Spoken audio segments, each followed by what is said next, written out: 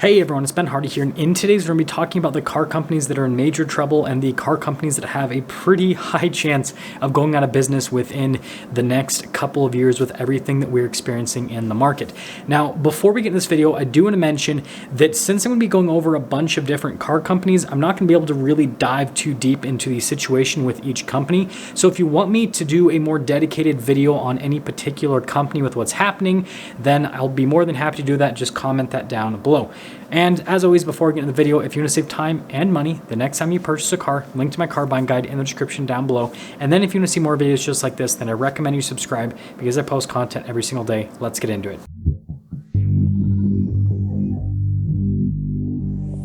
So the first company that's having major issues is Toyota/Lexus. They are struggling to produce enough vehicles to meet demand. And that might sound good on the surface because you're like, well, great. Everything that they're producing is already going to be sold because they have so much demand for their product, which means they should be able to make a bunch of money. But here's the problem. Toyota and Lexus are not known for building super expensive vehicles. They're known for building super reliable, relatively affordable vehicles. Obviously, Lexus is the luxury branch, so their vehicles are a little bit more expensive, but usually when you compare a Lexus to another, luxury car, it's usually not as expensive. And so with that being put in mind, that means that Toyota, only has so much pricing power with both of those brands, and they don't want to price themselves out of their own market. And so they can't really capitalize on the situation that they're in. And so what that means is them producing fewer vehicles means that they're just going to be making less and less money. And if this continues over the long term, this is going to be a huge financial hit for the company. And so they definitely need to figure this out. And it's also, frankly, just hurting their relationship with customers because there are so many customers that can't get the product that they want. And they also are just canceling product. Like here in the US, we don't even get the new Land Cruiser because Toyota has that car sold out for such a long time period that they can't even release it back into the US market.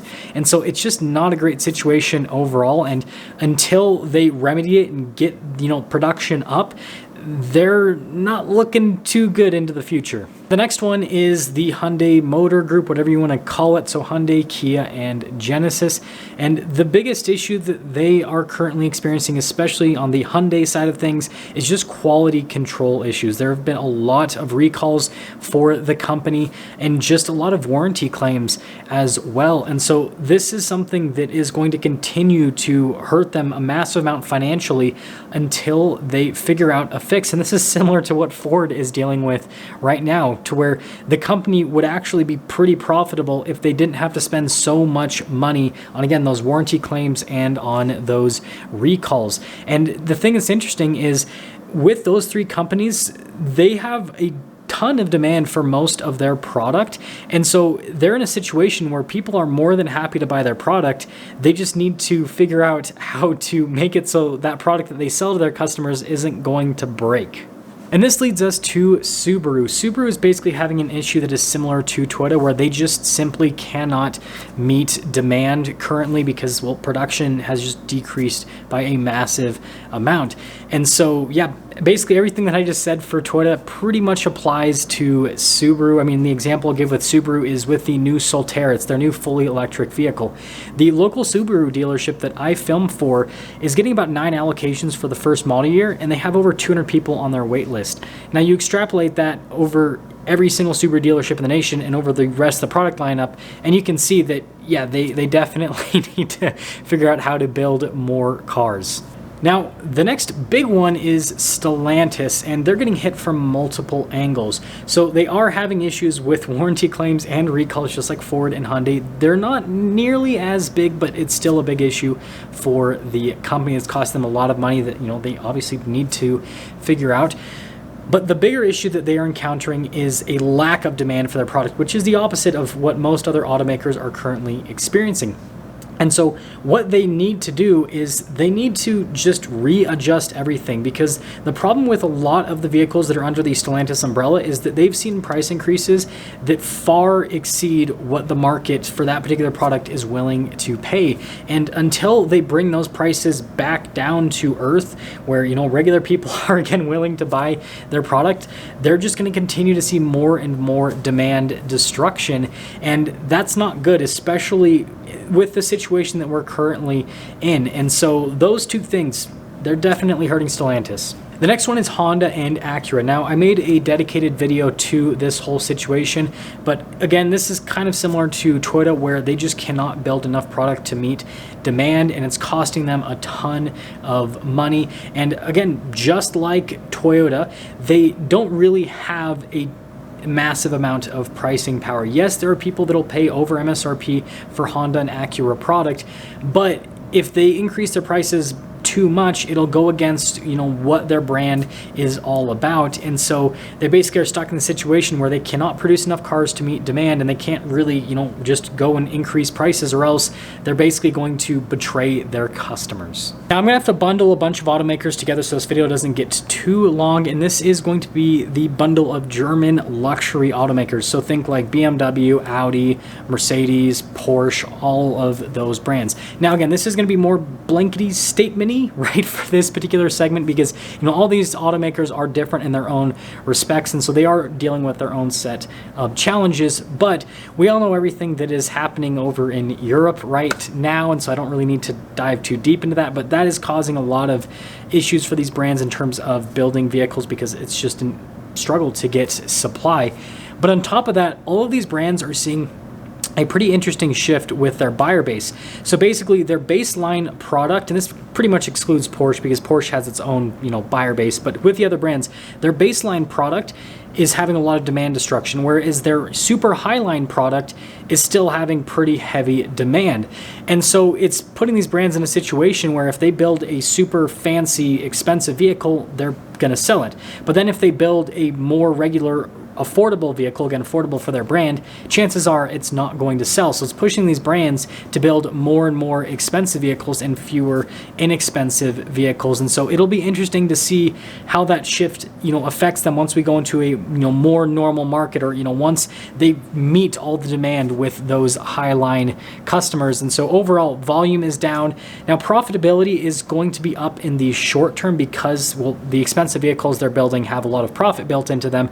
But again, who knows how long that is going to last. Now, the next one is going to be Ford. I just made a dedicated video on this whole situation, but Ford is basically in a situation where they are not able to produce the vehicles that their customers actually want to buy, and then they are losing a ton of money because of recalls and because of warranty claims.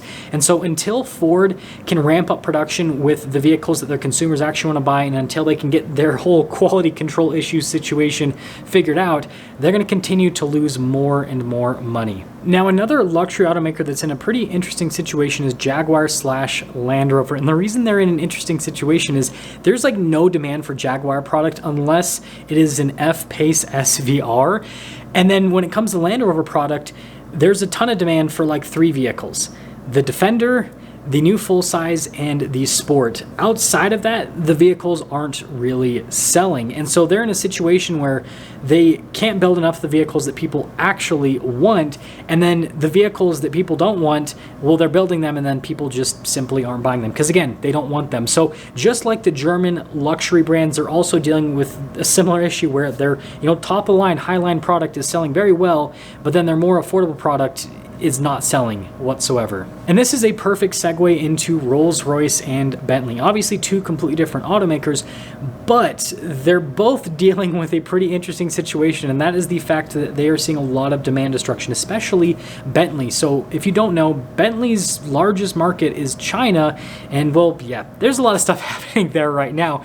And so long story short, there are not as many people buying Bentleys today as there were last year, and you're kind of seeing a similar situation with Rolls-Royce. It seems like the luxury brands, you know, the super high-end luxury brands that appeal to a particular client aren't really appealing to that particular client right now. Now, the next one is General Motors. First off, they're in a massive amount of debt, which is not something that's too crazy in the auto industry because a lot of automakers are in a lot of debt, but still, it is an issue.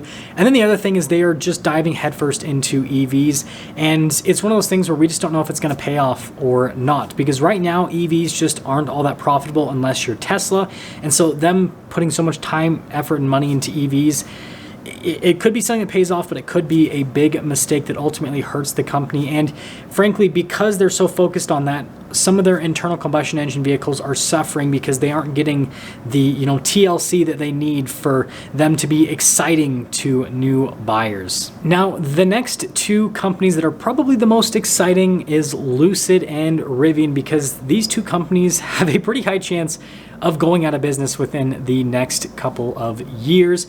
Lucid more so than Rivian. And here's the deal. Both of them are tech companies. And so that means that both of them have massive expenses that have to be spent for them to, get to a point where they can produce enough cars to become profitable. Well, they're doing this at the same time that we are most likely going into a pretty bad recession. I mean, that's what it looks like with the general economy. And this would be fine if they built, affordable cars that people would purchase in a recession, but neither of them do.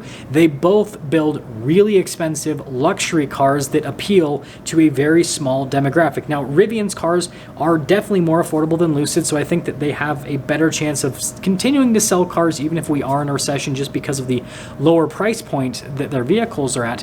And then they also have the Amazon contract, which is going to help out as well. But still, they're in a similar situation with Lucid, where they, again, are a new tech company with massive expenses, and that's just not what you want to see leading up to a recession. And so time will tell. Both of the companies say that they're completely fine, that they have enough money to weather the storm. That's what we hear, but we'll see what happens when the storm actually comes. And again, I just wouldn't be surprised, especially on the Lucid side of things, if you see that the company just simply goes under. So that's going to sum things up for a video talking about the car companies that are in trouble, and then, well, the car companies that could potentially go out of business within the next few years because of everything that's happening. I want you guys to let me know your thoughts on the situation with these different companies. And again, like I said, if you want me to do a more detailed video on any of the car companies, then I'll be more than happy to do that. Just let me know in the comment section below, and I'll see ya.